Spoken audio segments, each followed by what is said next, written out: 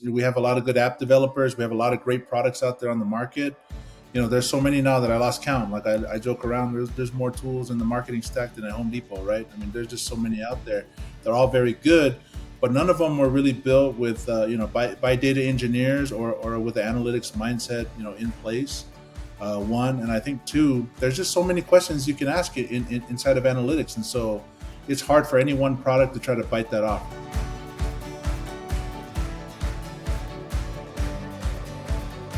Hey, Sam, I'm super excited to have you join me for this episode of Coffee with Closers. Samuel, thanks for having me on the show. I really appreciate the invite. Most certainly. Well, every entrepreneur has an interesting story of how they overcame obstacles. I was looking at your resume. You've worked at some of the major companies such as Domo, Ancestry.com, and so many other organizations. You were always in the analyst role. And then somehow it led to starting a new tech company, which is all in the micro integration space. So can you talk to us a little bit about your entrepreneurial journey? Where did the itch come from for building a company? Sure. For me, I think there's a lot of entrepreneurs out there.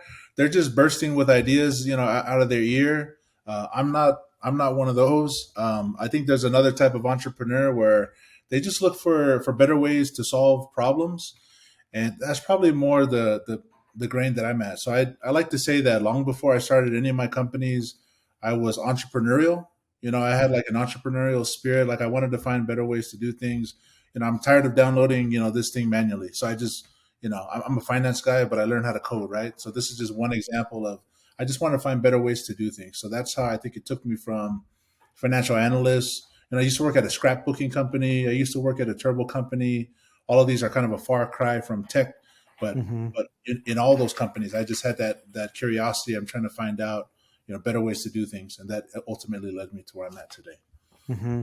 Obviously, you've started a couple of different companies. You started a consulting company in the data analytics space, and then you decided to go on to build a SaaS company today, which is called Datajoin. What was kind of the process of building that, and where did the idea for leaving from SaaS, a service company to go build a SaaS, and what are some lessons you learned in the process of building that? Yes. So, like I mentioned earlier, I am one of those entrepreneurs who sees problems and just looking for a better way to solve it. So the first tech company I ever worked for, a company called One-on-One Marketing, I got hired on as their chief statistician. I didn't actually end up doing a whole bunch of statistics there, right? What I ended up doing was combine data from different sources. Like that was the main problem at hand. Like they would spend so much money on their marketing to be able to generate leads for their customers, and they couldn't really tie back to the ultimate success metric, which for them was if these guys were generating leads for people who want to go to college, like at University of Phoenix. And the ultimate success metric is not if they filled out a form, but actually if they enrolled at the university, right? And so that data was somewhere else. That was with University of Phoenix or with all of our customers. And so that was really the main problem that I tackled there was, okay, how do I combine this success data, from our customers with our marketing spend data? And that way we can say, hey, like how much does it actually cost to produce like a student enrollment?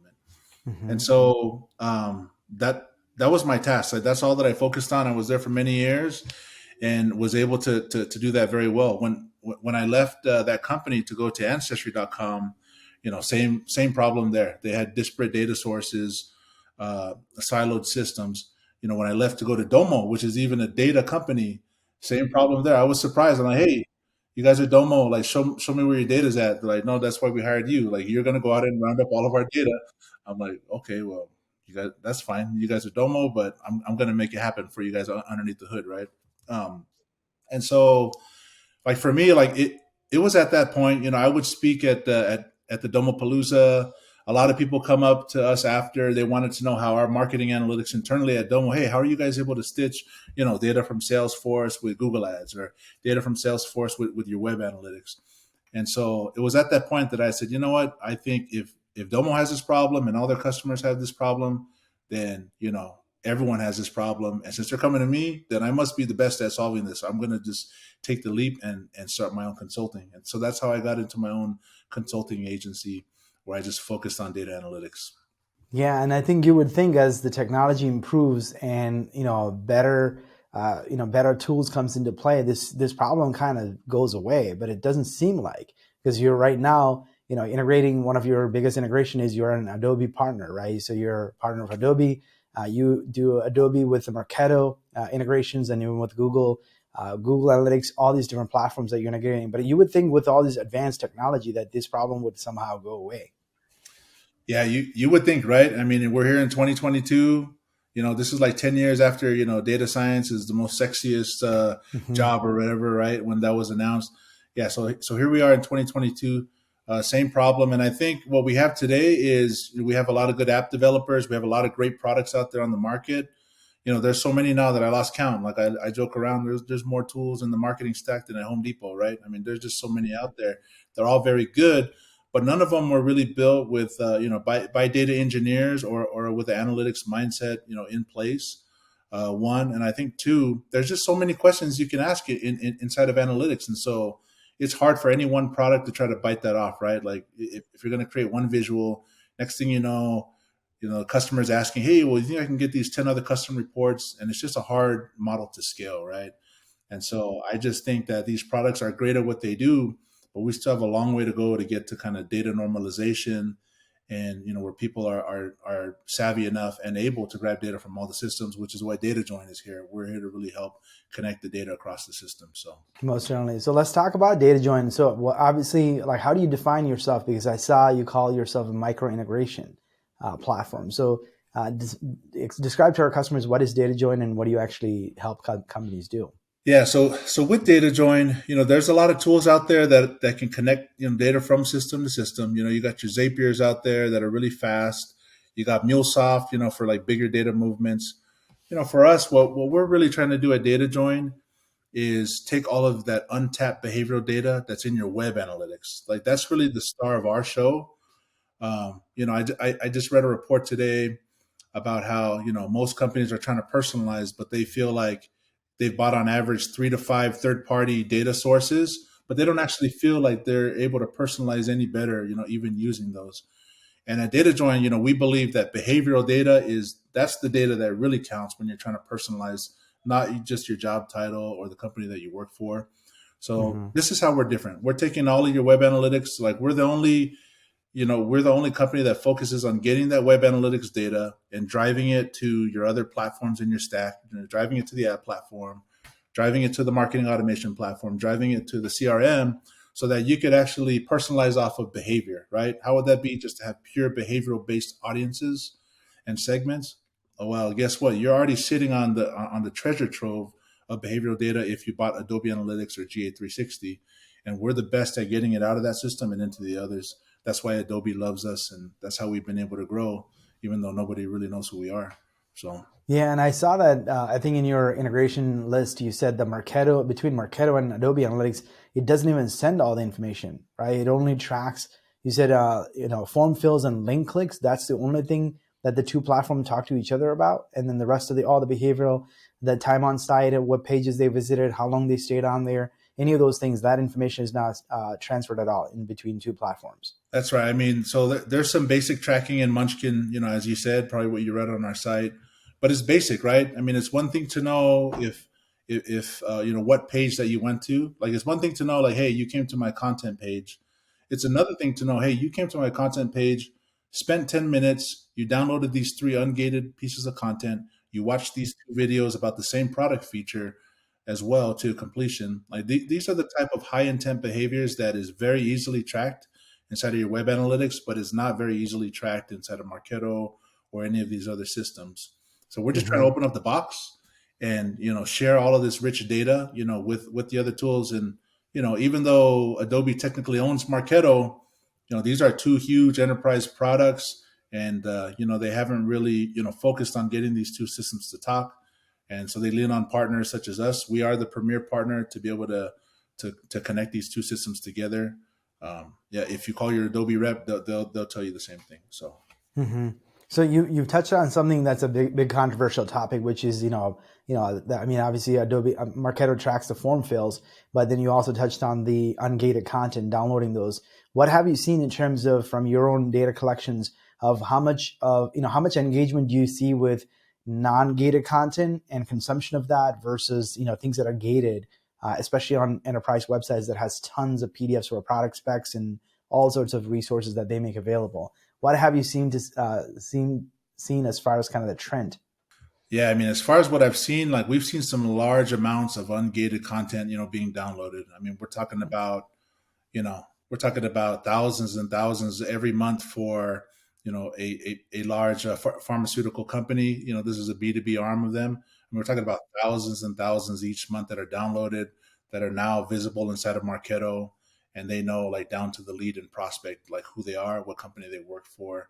So there's a lot going on out there. I mean, I think you could agree most people today, like they don't want to talk to someone if they don't have to. They don't have to give up their information if they don't have to. They just want to get their questions answered. And so we're seeing that trend go up where more and more people are ungating content so that people can research freely and then come knock on our door when they're ready. So how does the enrichment aspect work if you have someone coming, right? So there's a lot of behavioral, type of data that they're leaving behind. They haven't converted into a form fill yet or haven't made a phone call, but they're doing all this kind of browsing and researching happening on the website. But at what point can you actually append information about who that user is? Is it only after they've submitted a form, or is there anything like I've heard of Clearbit, which is a platform, and I think even ZoomInfo has some sort of a data enhancement feature set that you can connect to your CRM to be able to do that. But what have you seen in terms of enhancing data before someone has actually submitted a form? Yeah, so that's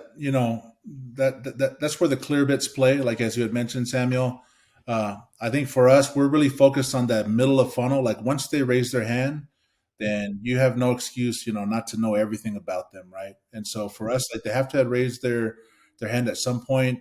For us, our customers are already have a lot of leads that are inside their database from either like a previous purchase or some sort of previous interaction with them, but they keep coming back for like another, product research. And so for us, though, we're really playing in that middle of the funnel area where once they do reveal themselves, like we have everything about them inside your web analytics, and we could push that to your tool. Mm-hmm. We do also have at the top of the funnel, like we could push those high intent behaviors for anonymous visitors into like segments in Google Ads and Facebook Ads as well. Mm-hmm. So that's one kind of higher funnel use case that we do have. But for most of what we're doing, where you could tie it to the lead level, yeah, they had to have raised their hand. Yeah. So when you talk about the upper funnel activities, right? So it's in terms of building audience for in sort of your ad campaigns, what sort of behavioral patterns have you seen to be the most indicative of, okay, this is a buyer. This is a very likely buyer that's going to move to more of a mid funnel activity. Yeah, I think today's retargeting, looks something like this. Anyone who came to my site one time, I'm gonna retarget them, right? It doesn't matter if they were a student just researching. It doesn't matter if they're a competitor. It doesn't matter if they're looking for a job. It doesn't matter if they were a bot, right? I think today's retargeting is just like it's just mass. It's like Blanket, mass targeting blanket. Mm-hmm. blanket. And so Mm-hmm. for us, we know that inside the ad platforms, those pixels are very limited to the type of behaviors you can audience build on. But inside of Adobe Analytics, it's very easy to say, hey, give me everyone who came to my site, visited at least these 3 pages, stayed on there for X number of times, downloaded this piece of content. It's very easy to isolate just the high intent visitors to your site and just retarget those. So we could push those segments back into Google Ads, and then now, if you were spending $100,000 to find the actual, the 100 people that were actually interested, now you could do it spending like $20,000 or $30,000 and find just those same 100 people who are actually interested because you have Mm-hmm. all of their behavior.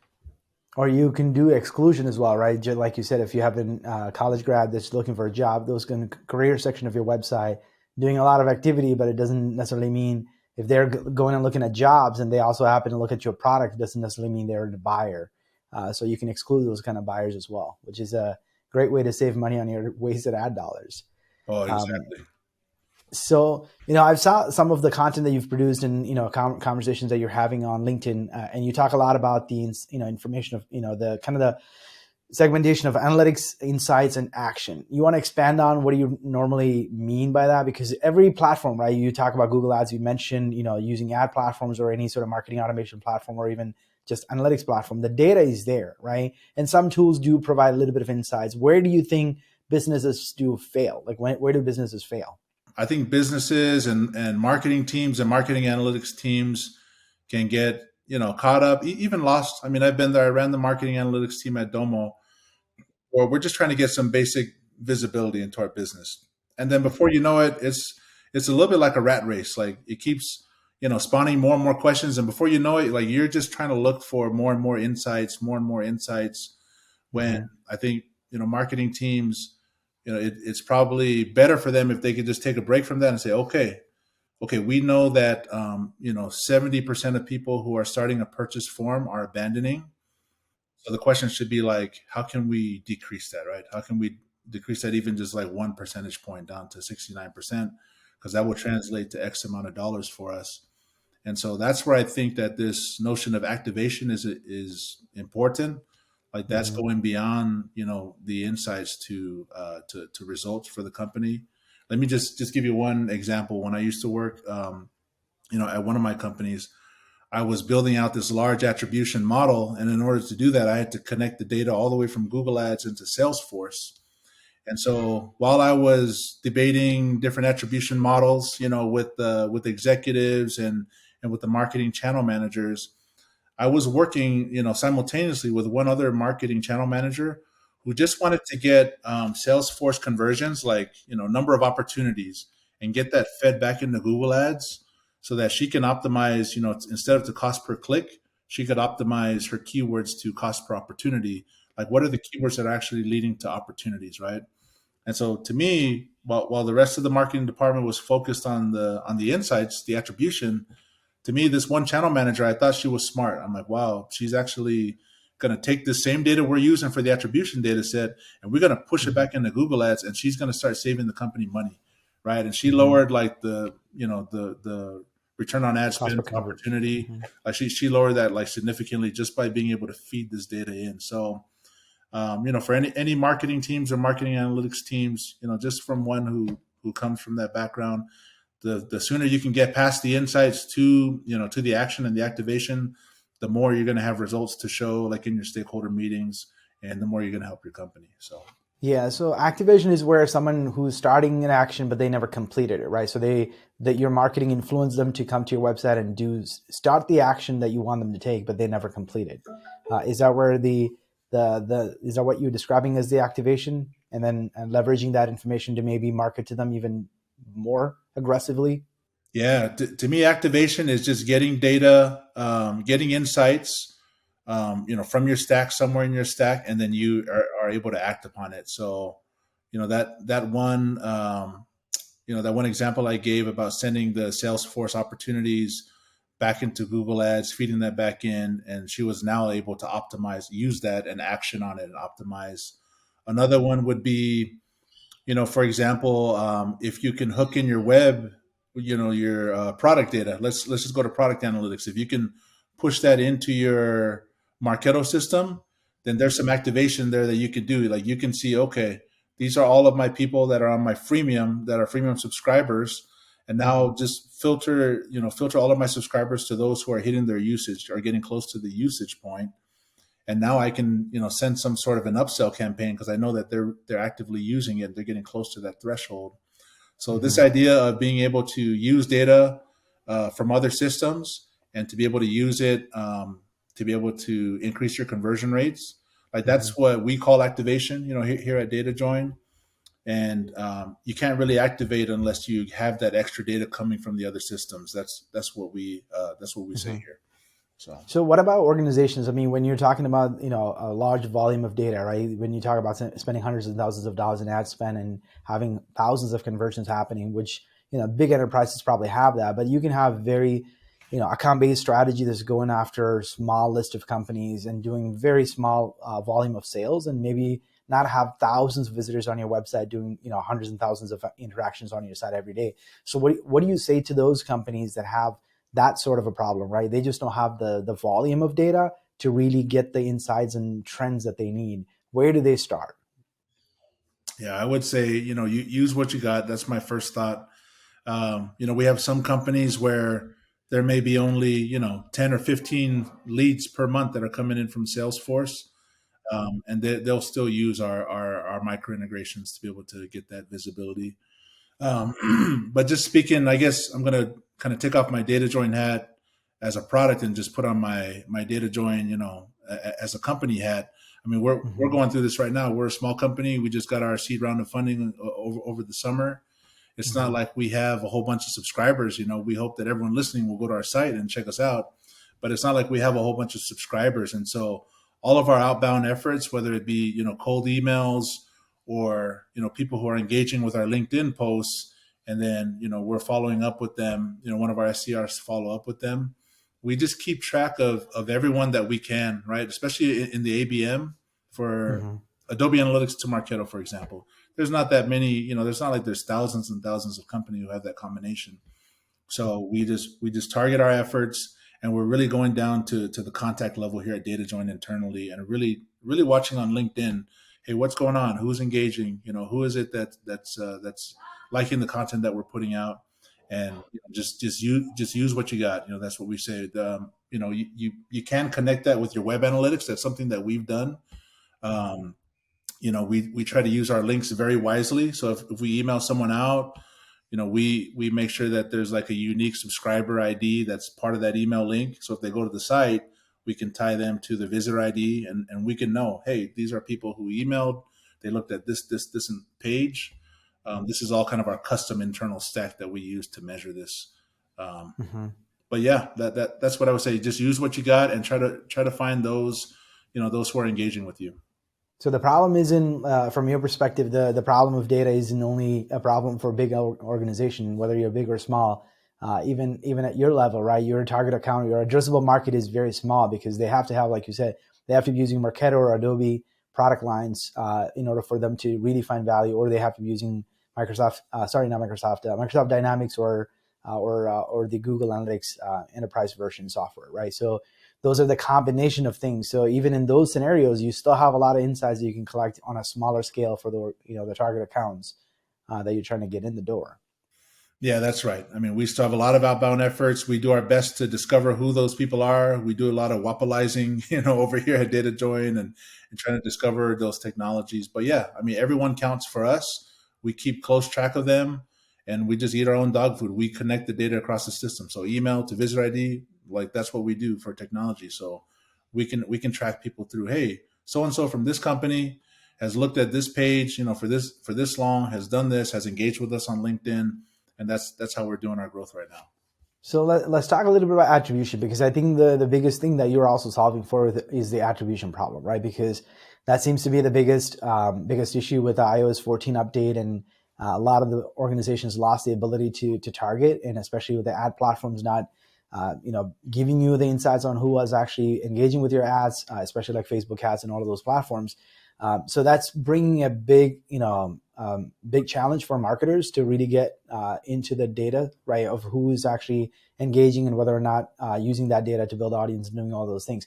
How much energy with this push for privacy should businesses putting into attribution? Do you believe, is it gonna get even more difficult as the days go by in terms of doing better job at attribution? Yeah, I think for us, I have mixed feelings on attribution.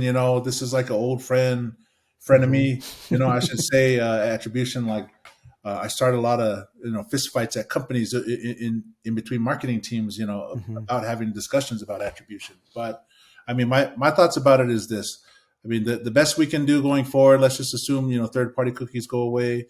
We have all of our first party data, right? So inside your web data, you've got first party data. Even with your ad platforms, you still have Gclids, which technically that's your first party data that you have that you can use if you're using the ad platforms. I mean, just tie them all up together. I think instead of arguing on who gets credit, like I've always been of the philosophy, just bring everything to the table. Let's look at customer journeys. Let's look at one. Let's look at two. Let's look at 20 customer journeys as a marketing team, collectively, and we can start making sense of what's going on here. Like, oh, there is a portion of Google Ads last touch leads that they did go to some sort of some sort of an event like 1 week before they filled out the form, right? So in those cases, it looks like the event marketing should get some sort of credit there. But rather than argue over like the mathematical model, bring it all to the table. Everyone can see what's going on together, and everyone can, that'll just reaffirm that it really is a group effort, especially in B2B, to like push a deal to the finish line. Hmm. And so that's what I would say about that. I'm not going to recommend any model on this podcast. So Yeah, yeah, most certainly. And I think, like you said, right, I think what we're also noticing with our own clients is, a lot of times the organic is where it gets all the credit to, like this is all direct traffic, or this is all organic traffic, or this is all branded search traffic. But there's a lot of customer journey that started way before that by, probably listening to a podcast like this, and then went to your social profile and looked at some of the content that you posted. Maybe went and looked at your G2 profile and read you some of your reviews, and then was consuming some of your blog posts, got retargeted a couple of times, and then came back one day and submitted, directly came to the website and submitted for a trial or fill out a form to schedule a demo, which oftentimes the last touch is usually a direct or organic, and then you give all your credit to that. So we're seeing that to be the trend too with a lot of our clients, and especially with a lot of the ad platforms not providing a lot of details, especially the cookie life is like 7 days, so they come back 3 weeks later and convert. There's no credit given to any of the paid platform that actually maybe originated that traffic. yeah, no, I think that's good. I wasn't even thinking of all the G2 and kind of offsite things that happen, but that's totally true. I mean, one thing that we've started doing is just asking on our form, like, where did you hear about us? The self-reported attribution, as we've heard, around the industry now, and I think it's good. I think even before the form, like our sales guys tend to ask on the phone call, hey, where did you hear about us? And we're not some huge company yet, so we don't have to worry about like cutting budgets. But it's good when we hear, hey, we heard about you from this forum, right? We saw you guys answer a question in that forum, or yeah, we heard about you from a webinar. And for us, that's good enough. You know what? Look, see, it's all working. Like all of this is driving, and it's working for us. So It's crazy thing, like maybe like 8, 9 years ago when we started in digital marketing, I remember telling people, hey, remove all these extra fields on your form. Don't ask them where they came from. You can see it in exactly where they originate, where that lead originated from. You don't need that information. And we used to say that. Now we're going back to 10 years back, just saying, hey, just ask that question. We need self-reported because we can't trust any of the lead sources anymore. Right. yeah, So it's kind of funny. Digital marketing is going backwards. So, let's talk a little bit about revenue operations, right? I think, this is a big topic that you're hearing, especially in the SaaS arena. Maybe not a lot of big, manufacturing or tech, non-tech companies are really, spending a lot of resources and energy into it, but it's really a tech play, right? Revenue operation is really a tech play, but you do need the data scientists, you need the data analysts that can actually do bringing the data, normalizing it, making sense of it, and then actually providing the insights to the leadership of the marketing or sales to go take actions on it, even customer success. So talk to us a little bit about where does data plays a big part, and how can business leaders actually work toward implementing revenue operation within their organizations. yeah. I mean, in terms of revenue ops, for the organization, clean data, just being able to map, one contact from Marketo to a contact inside of Salesforce to, whoever your customer success onboarding system is using. So I think, that's step number one. You just want to make sure that you have that clean data that's getting, pushed from system to system. That being said, I wouldn't, this is just me personally, I wouldn't spend, every millisecond of time, trying to get down to that 100% accuracy, because in the meantime there's action that needs to be done at each stage, right? I think inside the Mm-hmm. marketing automation system, you have to take action right away, even if you only have 90% accurate data, 95% accurate data. Like, I wouldn't hold up the action, just to get down to that nth decimal place of accuracy. So those are my two thoughts in general on Mm-hmm. on revenue Revenue. ops. And Mm-hmm. in terms of Datajoin being able to help revenue ops, I mean, for us, like I said, we're really there to tap into, get all of that rich behavioral data, from the web analytics into your marketing automation platform, so you could have better qualification campaigns. Get that into your CRM so that salespeople can set up, very high intent triggers whenever something happens with one of their key prospects, right? So they can close faster and close at a higher conversion rate. And then same for the customer success. Like, you want to know like usage for your customer. hey, this person signed up, but they only logged in once, but they haven't logged in ever since, and they're coming up for renewal like in 6 months. You still have 6 months to do something about that, right? And so for us, we at Datajoin, that's our mission, is really to get all the highest behavioral data, highest intent behavioral data from your web analytics or your product analytics, and push that over to the RevOps stack. Mm-hmm. Yeah, I mean, I think at the end of the day, if you can take action way early on, right? Like it goes back to what we were talking about earlier. It's the ability to take action on the insights that you already have. And the faster you do, right? Like you can wait until everything is perfect numbers, but if you haven't taken any action, like your renewal is already here. So there's no time to save that account. It's Exactly. too late. It's too late to act on it. So we can sit here and talk about for hours on this subject, but I do want to kind of shift our focus to a little bit about you. So talk to me a little bit about kind of the why behind what you do. What's your motive? What gives you the drive as an entrepreneur? For me, I think I have that natural, that curiosity, like I had mentioned earlier, of trying to solve problems, and trying to find better ways to do things. But there is my family. I think first and foremost, they mean everything to me. Like they're my whys. If you look at my office, you'll just see a bunch of drawings and stuff from my kids and my daughters. You'll see pictures of my kids. I have four sons, and all four of my sons, they have autism. So my wife and I will be taking care of them, for the rest of our lives. They're not like some sort of high functioning autism, but they're mid to severe level autism. And for me, um, my boys, they'll never get the chance or the opportunity to do things like this. But our job is, as their dad and my wife, is to give them the best life that we still can. And so they Mm-hmm. really are, that's a big reason why I do what I do, Samuel.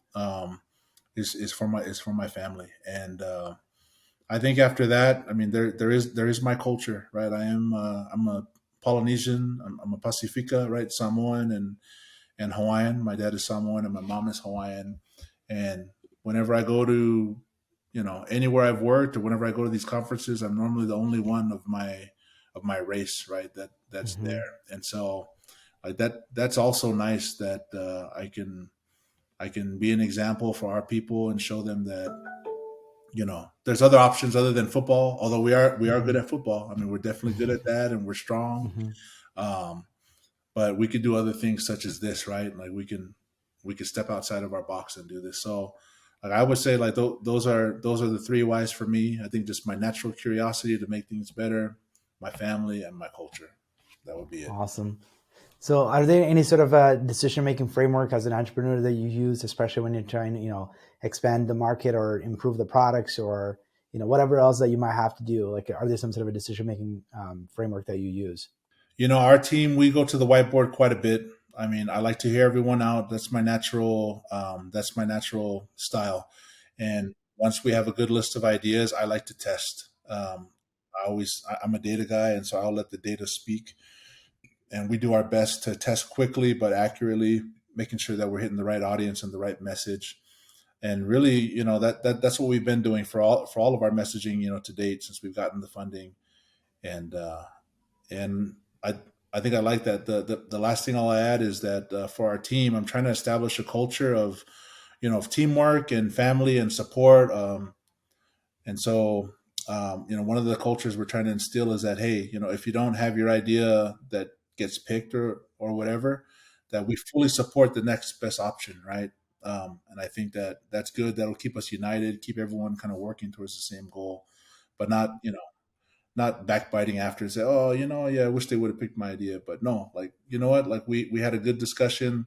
Everyone got a voice, and this is our decision we made, and let's fully support it. So that's my thoughts there, Samuel. Awesome. Knowing what you know today, what advice would you give your younger self? Yeah, I would say I like two pieces of advice to me on day one. One is, to get out and network. You may think you know a lot of people already and that you're well networked, but not really, right? I mean, just looking at my 6 years of being on my own now. So I would say, get out to more networking events, get out there and meet people. Take a break from your sublime text a little bit, coding, right, and get out there and meet people. So that's number one. And I think second thing I would say is that, you would think that you can sell, Sam, but trust me, you don't know how to sell yet, right? So I would read up on sales. It's like its own sport. It's its own, yeah, it's its own sport. That's probably the best way I think of it. That has its own tactics. And so any of you who are just starting off, yeah, I would read a couple of books that I always recommend. One of them is Never Split the Difference from Chris Mm-hmm. Voss. Yeah. It's a great book. And another one Negotiation book. is Gap Selling from Keenan. I really like those two books that really talk about, peeling back the onion and really getting to the real reason why people are trying to buy whatever it is you're selling. So awesome. Well, Sam, I really enjoyed our conversation. Thank you so much for geeking out a little bit on the analytics and reporting side, and also sharing some life lessons from your own personal life. Thanks again, and I appreciate your time. all right, Samuel, thank you so much. Yeah, we'll talk to you later. Bye. Thank you. This episode of Coffee with Closers is brought to you by One IMS, a leading digital marketing agency helping businesses win new customers. To request a free marketing ROI audit, please visit oneims.com. If you enjoyed this video, please share it. To make sure you never miss an episode, please subscribe.